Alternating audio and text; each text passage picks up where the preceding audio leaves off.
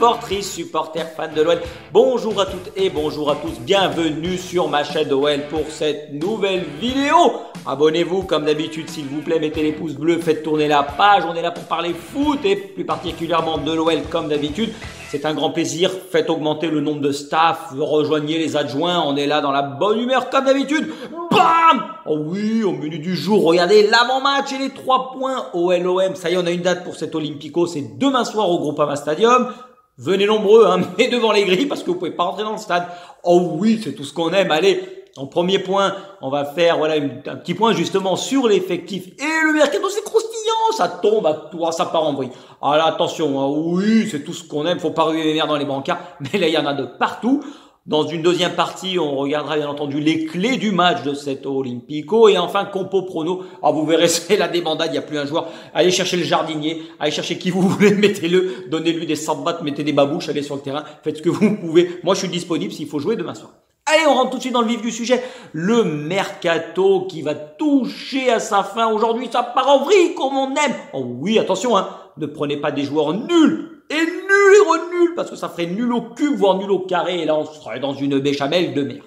Ça y est, il est bien arrivé. Fèvre, Romain de son prénom, a signé à l'OL pour 16 millions et 2 de bonus du Stade Brestois. Milieu polyvalent, qui peut jouer ailier, belle patte gauche, très bon sur coup de pied arrêté, mais qui peut aussi jouer dans l'entrejeu et au cœur même du jeu. Je pense que c'est une très bonne recrue, c'est un jeune joueur capable vraiment de jouer sur l'aile, de percuter, de dribbler, de se porter vers l'avant et surtout voilà de provoquer les adversaires. Je vous l'avais dit, c'est un poste sur lequel je trouve que l'on manquait parce qu'on avait des joueurs stéréotypés avec des attaquants intérieurs.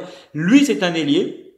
Il peut jouer au centre également, mais voilà, c'est un profil vraiment différent et plus complet. Et qui va nous apporter et nous faire du bien parce que c'est un joueur, si vous regardez Brest sur cette première partition, extrêmement intéressant dans le jeu. Voilà, c'est sûr, 16 patates, c'est cher payé, mais on vient de s'en mettre plein les poches, donc dépenser un peu, arrêtez de faire les crevards, nom d'une pipe, mince, merde à la fin.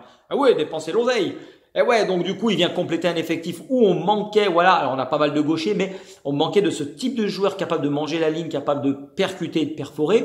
Et je pense qu'il va nous faire du bien et apporter vraiment une toute autre palette au niveau des joueurs de couloir. Si, voilà, à voir dans quelle tactique on va le mettre. Mais moi, je pense que voilà, dans un faux pied inversé à la Robben, hein, pour ceux qui se souviennent. Mais je pense que voilà, alors toute raison gardée, je vais pas le comparer à Ryan Robben, bien évidemment, mais je pense qu'il peut nous apporter et nous faire du bien. Ensuite, dans l'entrejeu, qui est de retour, eh ben, avec un prénom, quand tu t'appelles Tanguy, forcément, tu pars pas de la maison. Et oui, il est de retour, Tanguy Ndombele. Ah oui, on a mis une quenelle à Tottenham, on l'a vendu 60 patates, ils nous l'ont renvoyé. Reprenez votre merde, on n'en veut plus. Il vient d'arriver prêt avec option d'achat, donc 3 millions le montant du prêt. Et la moitié du salaire, voilà, plus de la moitié qui sera pris en charge par l'OL. Il touche 600 patates, le mec, par mois. Ah ouais, attention, là, purée, ça rigole pas. Là, t'es en Angleterre, t'es pas en France. Ah, c'est pas des salaires comme les nôtres, hein, sauf pas PSG. Ah là, tu racles. Ah ouais, donc du coup, ça va nous faire plus de 300 000 € par mois, mais c'est pas grave. Du coup, on a mis et insisté sur une option d'achat et on a réussi à l'inclure parce que c'est sûr que prendre des joueurs en prêt, c'est sympa. Mais si c'est pour les renvoyer à la fin de l'année, ça sert strictement à rien parce que tôt ou tard, il va falloir dépenser. Donc là, je pense que c'est une bonne pioche. Tanguy Ndombele, je trouve que c'est un joueur on ne peut plus complet. J'aime beaucoup ce joueur, ce profil, parce que c'est un joueur qui percute, un joueur qui casse des lignes, un joueur qui va de l'avant, c'est un box-to-box. À l'époque, on avait le Gila Diarra et le Michael Essien. Voilà, c'était vraiment des joueurs capables de t'apporter une dimension physique et technique dans un poste où là aussi, je l'avais mis en avant, on manquait de ce profil-là. Donc, je pense que Ndombele, sur le papier, c'est une très bonne idée. Maintenant, attention, je mets un bémol. Oh oui, le bémol. Regardez-moi face caméra. Tanguy, tu reviens pour faire quoi? Tu viens pour aller zoner à la Pardieu, pour aller faire la grande roue en ville? Non, tu viens parce que tu dois te relancer. Tu es un joueur nonchalant. N'oublie pas, tu choisis, tu sélectionnes tes matchs. On le sait, tu viens de chez nous. Mais en Angleterre, ça s'est mal passé. Hein. Ça passe pas comme ça là-bas. Hein. Attention, les roast beef, ils aiment pas ton comportement. Donc, dans quel état d'esprit tu reviens? Il y a la World Cup au Qatar dans 10 mois là. Faut que tu te remettes d'aplomb parce que tu as le potentiel. Tu es un joueur très complet, vraiment un milieu de terrain à 25 piges. On ne peut plus, voilà, dans les, on va dire dans ce que l'on attend aujourd'hui d'un milieu de terrain à ce poste-là. Pardon. Moi, Tanguy Ndombele, je trouvais que c'était l'un des joueurs les plus complets que l'on avait au milieu de terrain depuis ces dernières années. Il est capable de tout faire. Mais Tu viens pourquoi? Voilà, si c'est pour venir jouer en chaussons avec tes babouches, non, on n'en veut pas, d'accord? Il faut impérativement que tu te remettes dans le bain parce que Peter Alaoui demande beaucoup d'efforts à ses joueurs. Est-ce que tu seras capable de les faire? J'estime que oui. Tu n'as pas voulu aller t'embourber au PSG parce qu'au milieu, ça patauge là-bas, ça bouchonne complet. Tu reviens à l'OL avec des bonnes intentions, c'est bien. Mais tout ce que l'on attend, c'est que tu te comportes quand même sur le long terme avec un engagement et une mentalité de guerrier. Sinon, ça sert à rien, Tanguy. Je te le dis. Moi, je t'apprécie, mais va falloir faire les efforts. Donc, quel Tanguy on verra? Voilà, il sera pas là demain, il sera là sûrement à partir de samedi. Mais je pense que voilà, ça va être un bon joueur. Tanguy, il est venu pourquoi? Parce qu'on a perdu le Bruno G, c'est ailleurs. Ah, il a mis les voiles. Allez, salut l'artiste. Moi, Bruno G, je voyais un capitaine en devenir, c'est sûr. Maintenant, quel club de Ligue 1 qui peut refuser, hormis le PSG, 50 millions sur un joueur? Ah, tu peux pas, tu es obligé de le vendre. Ah, on n'a pas les reins solides en France pour pouvoir assumer, refuser une offre pareille. Ça fait mal au cœur parce que pour moi, c'était le joueur en devenir, le capitaine, un joueur très complet. Maintenant, à titre de comparaison, je vais pas vous mentir, Ndombele, intrinsèquement, c'est meilleur que Bruno G dans tous les compartiments du jeu. Maintenant, Bruno G, il montrait de plus en plus d'implication, d'envie, mais le sort en a décidé autrement. Et l'argent, bien entendu, t'as l'oseille, tu fais ce que tu veux dans la vie. T'as pas d'oseille, eh ben, t'es comme les sans-dents, et t'es comme nous, et puis tu te démerdes. Voilà, on pense pas à nous, ça c'est certain. Nous, on n'a plus que nos yeux pour pleurer.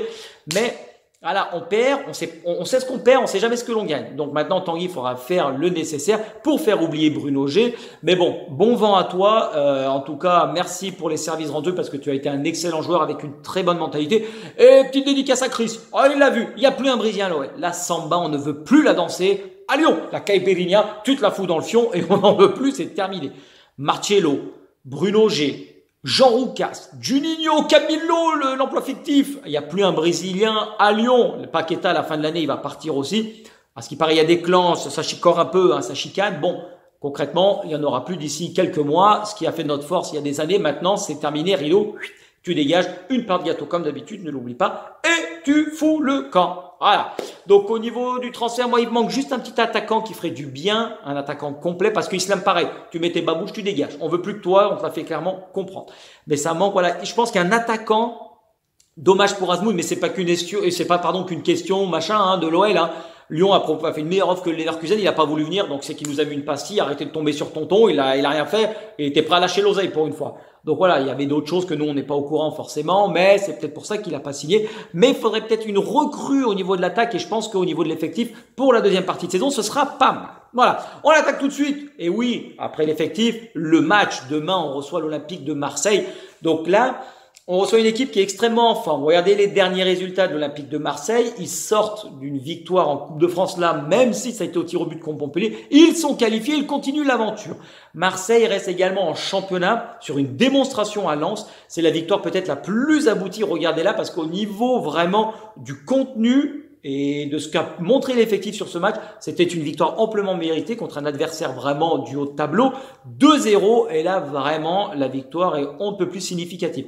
Marseille, ça avance, ça gagne, ça joue au ballon même si c'est pas toujours parfait. Mais voilà, le coach Sampaoli, il met en place une tactique, un état d'esprit que les joueurs commencent vraiment à assimiler et à montrer en termes de points que ça peut fonctionner et que ça marche. Ouais, là, Marseille, c'est vraiment une équipe, je pense qu'ils vont finir sur le podium parce que ça tourne bien. Il y a une bonne mentalité, il y a une bonne cohésion d'équipe. Et forcément, dans un gourbi comme celui de l'OM, mentalement, les mecs, faut que tu sois au top. Sinon, attention, ça déboule, ça va à la commanderie fumigène, ça met un souk pas possible. Hein. Vous savez comment ça fonctionne chez les sardines. Vous êtes mieux placé que moi pour le savoir. Donc, du coup, Marseille, je vous mets une photo du classement également. Et ben, il caracole en tant que dauphin, mais Nice suit de très près. C'est une équipe sur qui il va falloir compter, je pense, sur jusqu'à la fin du championnat. Mais nous, à contrario, on reste sur 3 prestations dans le jeu, on va dire assez décevant. Même s'il y a eu des bonnes phases, il y a eu des bonnes choses. On prend des points, c'est le plus important.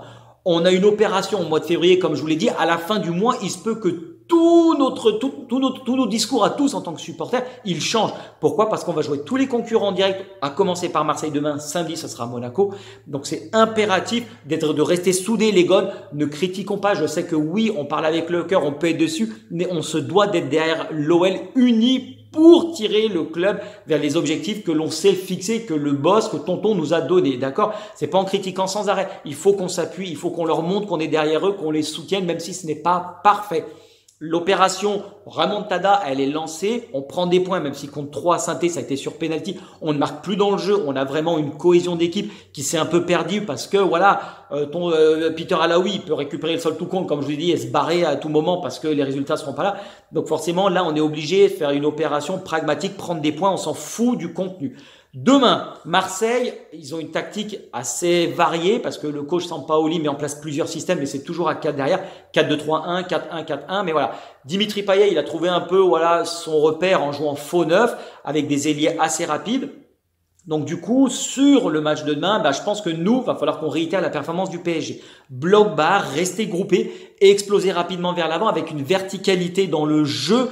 Un jeu de transition en 2-3 touches de balle sur les remontées de façon à les mettre en danger le plus rapidement possible. Ils sont assez lents derrière et en attaque placée, ils sont eux forcément beaucoup plus intéressants que nous parce qu'ils n'auront pas autour d'un sang qu'on va voir juste après.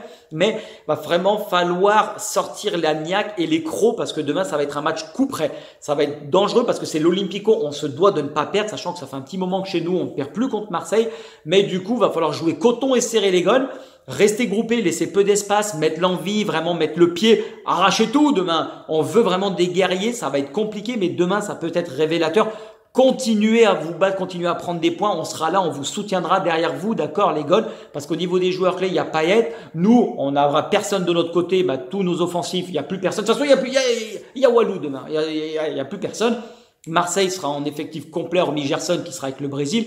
Mais va vraiment falloir aller chercher au mental une fois de plus la victoire, bien appliquer le même système que contre Paris, laisser la balle, jouer bloc bas et exploser rapidement vers l'avant, de façon à nous prendre le minimum de risques parce que c'est opération 3 points, peu importe la manière, je suis navré, ça va peut-être pas être beau à voir demain, je le conçois, j'en suis certain, mais on s'en fout, à un moment donné, il faut aller chercher les points pour remonter. On a le temps, il reste encore quasiment une vingtaine de matchs avec l'Europa League pour donner du beau jeu, montrer un contenu au niveau des supporters, surtout que c'est la dernière fois que vous serez seul dans le stade. Après on déboule, on arrive tous. On va venir vous soutenir, attention, poussez-vous de devant. Voilà, donc sur la troisième partie et la compo prono, regardez, je vous ai mis un petit 3-4-2-1 sorti de derrière les fagots. Donc je pense qu'on va quand même être amputé, je vous fais la liste. Il y a Jason, il est pas là. Da Silva suspendu, Cadet Tino Rossi suspendu.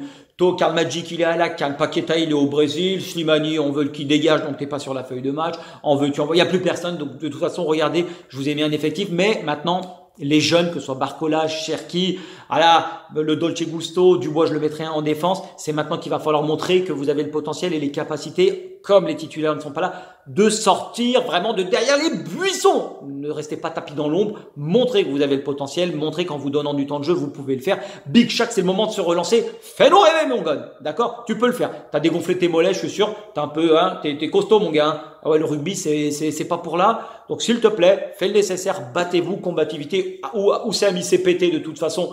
Il y en a pour 3 semaines. Donc, vraiment, on a très peu de joueurs demain qui seront sur la feuille de match. De titulaires, voilà, mais c'est pas grave. Dembouz aussi, il est absent. De toute façon, c'est la bergina, ça pue la merde demain. Mais moi, j'y crois. Faites vraiment attention. Jouez coton, jouez serré, mais on est vraiment dans l'obligation de prendre des points, même si ça risque d'être compliqué. Vous pouvez le faire et vous allez le faire, les gars. On est derrière vous. On ne lâchera pas. Au niveau du pronostic, on finit sur ça. 2-1 pour les Gones. Ça va être un match assez compliqué, assez difficile.